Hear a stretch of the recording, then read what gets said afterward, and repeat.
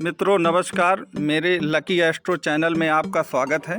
आज की इस वीडियो में मैं आपको बताऊंगा कि वास्तव में फलित करते समय हमें लग्न को ज़्यादा वेटेज देना चाहिए या हमको राशि को ज़्यादा वेटेज देना चाहिए।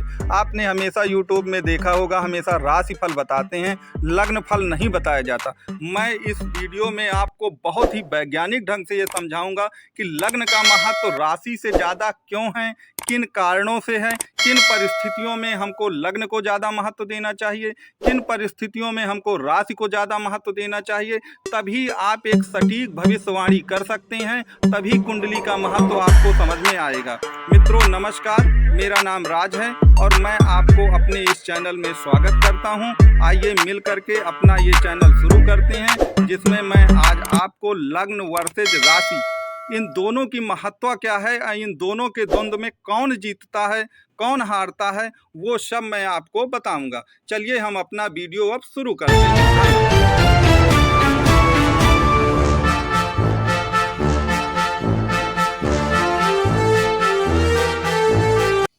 मित्रों उदाहरण के लिए ये धनु लग्न की कुंडली आपके सामने है। आप देख रहे हैं जहाँ पे 9 नंबर लिखा है वो आपकी लग्न भी है, लेकिन लग्न के साथ साथ ये त्रिकोण और केंद्र दोनों का बल रखती है।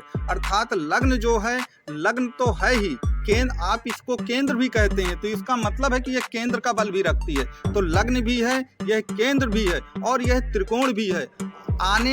आगे जो डायग्राम मैं आपको दिखाने जा रहा हूं, उसमें आप देखेंगे कि मैं ये सिद्ध करके बताऊंगा कि वास्तव में ये लग्न, केंद्र और त्रिकोण क्यों हैं और इसका महत्व सबसे ज्यादा क्यों है। आखिरकार हम राशि को उतना वेटेज क्यों नहीं दे रहे। मैं आगे चल के आपको वैज्ञानिक ढंग से इस बात को समझा दूंगा कि वास्तव में ये लग्न, त्रिकोण और केंद्र तीनों का बल रखती है। इसलिए हमको एक प्रकार से सबसे ज्यादा लग्न को ही प्रधानता देनी चाहिए, क्योंकि लग्न आप स्वयं हैं।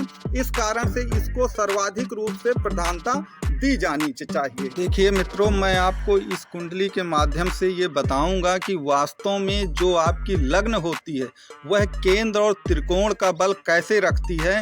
अतः आपको कुंडली का विचार हमेशा मानकर चलिए कि कुंडली का विचार आपको राशि से ज़्यादा लग्न को देखकर करते हैं। मैं इस कुंडली में बड़े व्यवहारिक ढंग से ये सिद्ध करके आपको बताऊंगा कि वास्तव में लग्न जो होती है, ना सिर्फ लग्न होती है, बल्कि वो केंद्र और त्रिकोण सबका बल आपस में रखती है। अब यहाँ पर देखिए, आपको जहाँ पर ये 9 नंबर लिखा है वो आपको लग्न समझ में आ रही है। अब हम त्रिकोण क्या होते हैं। त्रिकोण लग्न से जो पंचम स्थान होता है, अर्थात ये स्थान और आपका ये स्थान, पंचम और नवम स्थान जो होते हैं लग्न से, वह आपके त्रिकोण कहलाते हैं। अब देखिए कि इसमें कैसे होता है। लग्न हो गई, लग्न से 5वां स्थान हम देखेंगे तो जहां 1 लिखा है वो 5वां स्थान आता है, और लग्न से 9वां स्थान वो आता है जहां 5 लिखा है, चिन्ह लगा हुआ है, आप देख सकते हैं। अब वास्तव में लग्न जो होती है वो केंद्र और त्रिकोण सबका बल क्यों रखती है, वह मैं आपको बताता हूँ। उदाहरण के लिए मान लीजिए कि जहाँ पर लग्न है वहाँ से हम एक लाइन ड्रॉ करते हैं ट्रायंगल बनाने के लिए। देखिए मैं आपको वो करके बताता हूँ कि कैसे करते हैं। ये आपकी एक प्रकार से लग्न है जहाँ 9 लिखा है। यहाँ से यदि हम एक लाइन खींचे इधर को, और इधर से हम पैरेलल लाइन खींचें ऐसे, और इस लाइन को इसमें मिलाएं, आपको सीधे समझ में आ जाएगा कि जहाँ पर 9 लिखा हुआ है वह त्रिकोण भी है। तो ये आपकी लग्न भी है, यह आपकी केंद्र भी है और यही आपकी त्रिकोण भी है। अतः हमें कुंडली का विचार हमेशा और हमेशा लग्न को देख करके देखना चाहिए। लग्न का वेटेज सबसे ज़्यादा रखना चाहिए। यदि आप व्यवहारिक रूप से ठीक है राशि को भी आप प्रेफरेंस देना चाहते हैं तो याद रखिए लग्न को 60 से 70% वेटेज दीजिए और राशि को 30%। आपने बहुत सारे यूट्यूब में वीडियो देखे होंगे जिसमें वो राशि फल बताते हैं, आपको लग्न फल कोई नहीं बताएगा। और लग्न ही आप इस डायग्राम से देखते हैं कि जो आपका लग्न है, मैं पूर्व में भी आपको बता चुका कि लग्न जो होती है वह केंद्र और त्रिकोण दोनों का बल रखती है। अतः हमें लग्न से उसका विचार करना चाहिए। लेकिन अब यहाँ पे दिक्कतें कुछ और आती हैं कि मान लीजिए किसी व्यक्ति की लग्न और राशि दोनों एक है तो 100% आप लग्न से ही विचार करेंगे, तो उसमें कोई दिक्कत नहीं है। लेकिन विचार आपका लग्न को हमको ज़्यादा प्रेफरेंस देना चाहिए।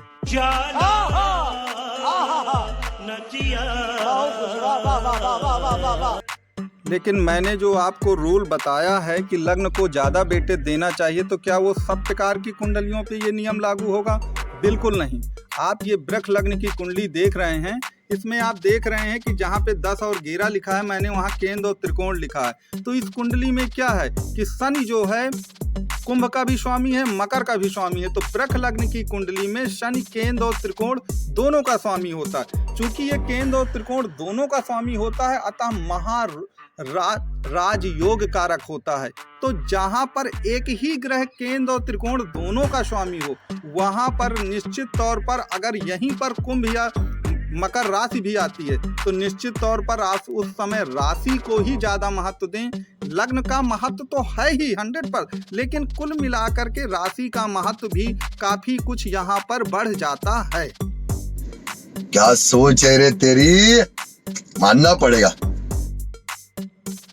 तो क्या द्विस्वभाव जो राशियां होती हैं, क्या उसमें भी यही रूल लागू होगा जो मैंने आपको वृक्ष राशि की कुंडली में बताया है? बिल्कुल नहीं।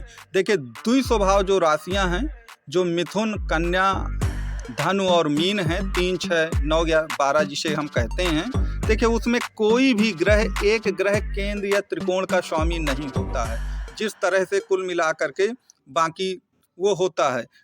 अतः आप द्विस्वभाव राशियों में हमेशा याद रखिए कि उनका फल का विचार हमेशा आपको लग्न से करना है, ना कि केंद्र से करना है। यदि आप लग्न से उनका विचार करेंगे तो ज़्यादा अच्छा है, राशि से उसका विचार करेंगे तो शायद आप उतना अच्छा फलित नहीं कह पाएंगे। इसीलिए आप YouTube पर वीडियो देखते हैं, वो राशिफल बताते हैं, लेकिन वैसा कुछ जीवन में होता नहीं। बहुत ही सुंदर तरीके से आपने खेला।